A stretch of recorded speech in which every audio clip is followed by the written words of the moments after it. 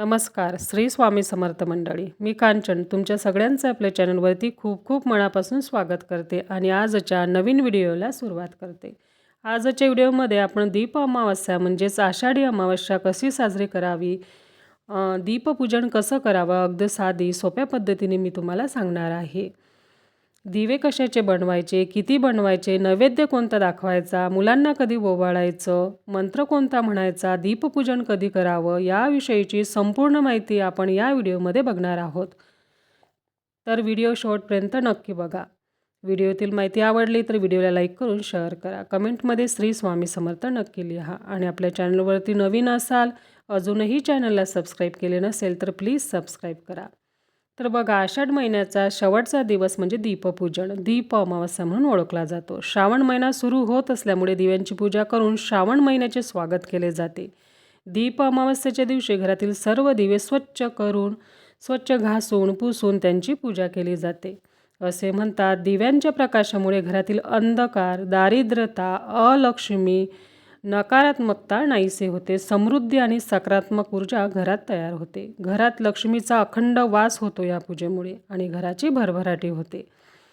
तर 12 ऑगस्ट 2026 वार आहे बुधवार. या दिवशी दीप अमावस्या आली आहे. आषाढ महिन्याचा शेवटचा दिवस म्हणून हा दिवस ओळखला जातो. या अमावस्येला काही ठिकाणी गटारी अमावस्या म्हणून देखील ओळखले जाते. परंतु ही अमावस्या गटारी अमावस्या नसून गतहारी अमावस्या आहे. या दिवशी बहुतेक ठिकाणी नॉनव्हेज केले जाते, कारण श्रावण सुरू होणार आहे म्हणून या दिवशी बऱ्याचशा घरात नॉनव्हेज केले जाते.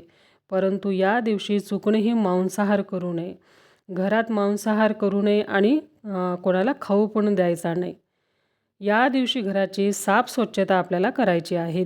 दिवे घासून दिव्यांची पूजा करायची आहे. अमावस्येच्या दिवशी सकाळी लवकर उठून सर्वप्रथम घर स्वच्छ करायचं आहे. घरातील जाळे जळमटे काढायचे आहेत. यामुळे काय होते, घरातील अलक्ष्मी, दारिद्र्यता, दुःख, वाईट ऊर्जा घराबाहेर पडते.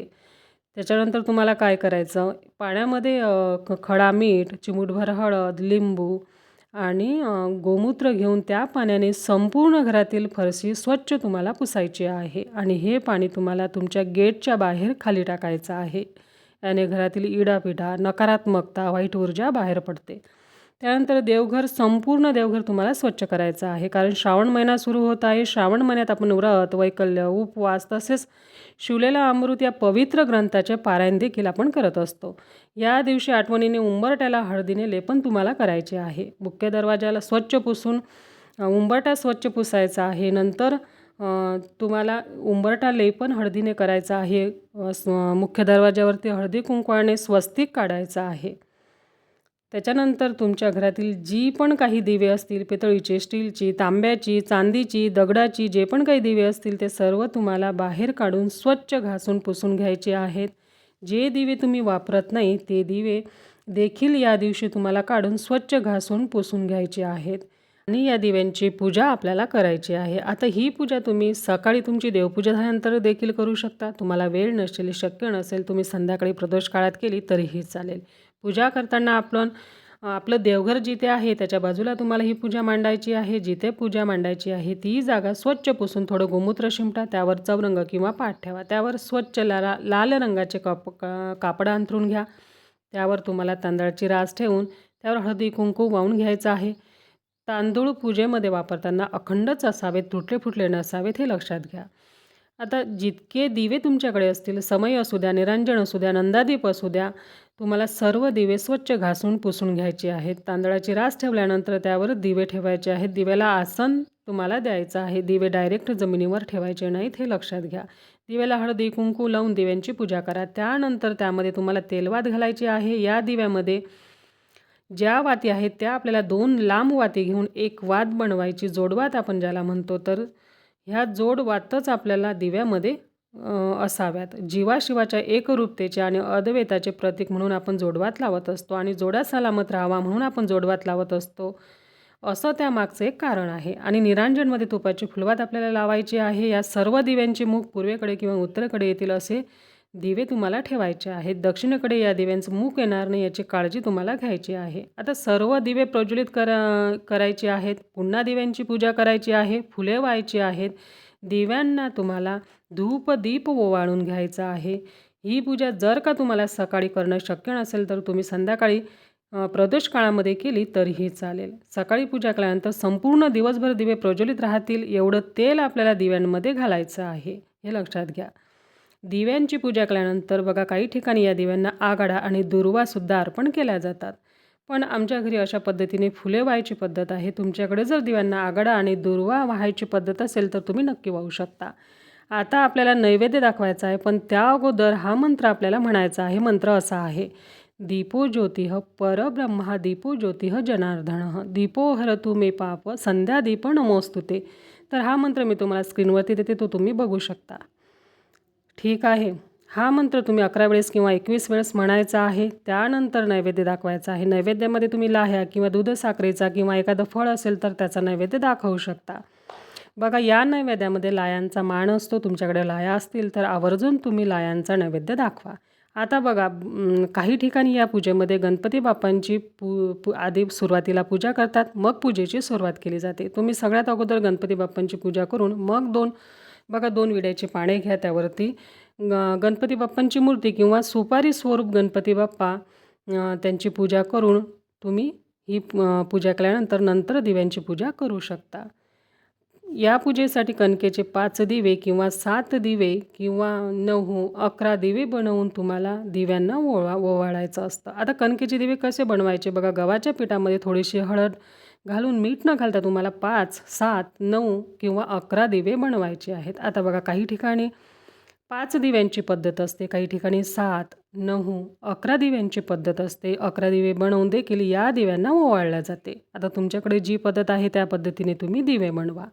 या दिव्यांमध्ये तुम्हाला तूप घालायचं आहे. बघा ज्या वेळेस आपण देवांना ओवाळतो त्यावेळेस तुपाच्याच दिव्यांनी ओवाळायचं असतं, हे लक्षात घ्या.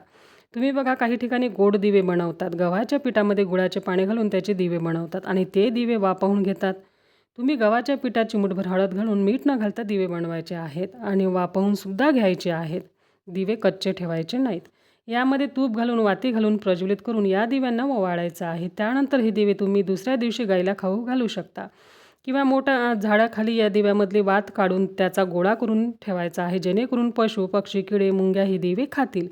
त्यानंतर ही पूजा दुसऱ्या दिवशी सकाळी स्नान झाल्यानंतर उचलायची आहे. त्याचप्रमाणे या दिवशी दिव्यांची कहाणी देखील वाचली जाते. त्यामुळे या दिवशी आपल्याला दिव्यांची कहाणी वाचायची आहे. त्यानंतर आरती करायची आहे. तुम्हाला स्क्रीनवरती आरती दाखवलेली आहे. आरती तुम्ही या दिवशी ही आरती करू शकता. दीप अमावस्येच्या दिवशी संध्याकाळच्या वेळेला घरातील मुलांना ओवाळायची पद्धत आहे. बघा आपल्या घरातील लहान मुले हे आपल्या वंशाचे दिवे असतात. मग मुली असू द्या किंवा मुलं असू द्या, दोघांनाही तुम्हाला संध्याकाळी पाटावर बसून आपल्याला पूर्वे पश्चिम दिशेला तोंड करून मुलांना ओवाळायचं आहे. आता मुलांना ओवाळण्यासाठी आपल्याला ही तुपाचे दिवे वापरायचे नाहीत, हे लक्षात घ्या. तर आपल्याला तेलाचे दिवे बनवायचे आहेत. 5 दिवे बनवून त्यामध्ये लांब वाती घालून त्यामध्ये तेल घालायचं आणि त्या दिव्यांनी आपल्या मुलांना ओवाळायचं. आपल्या घरात जेवढी मुली असतील त्यांना ओवाळायचं आहे, कारण या दिवशी मुलांना औक्षण करण्याला देखील खूप महत्त्व आहे. तर या पद्धतीने आपल्याला अगदी साध्या सोप्या पद्धतीने दिव्यांची पूजा करायची आहे. त्याचप्रमाणे या दिवशी पितरांच्या पूजेला देखील महत्त्व आहे.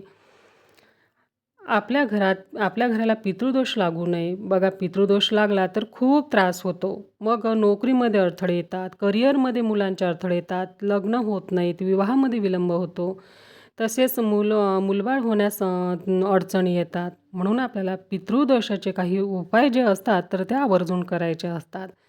पितरांचा कृपा आशीर्वाद आपल्याला प्राप्त व्हावा म्हणून या दिवशी आपल्याला एक दिवा बनवायचा आहे कणकेचा. त्यामध्ये मोहरीचं किंवा तिळाचं तेल आणि लांब 2 वातींची 1 वात करून त्या दिव्यामध्ये आपल्याला घालायची आहे.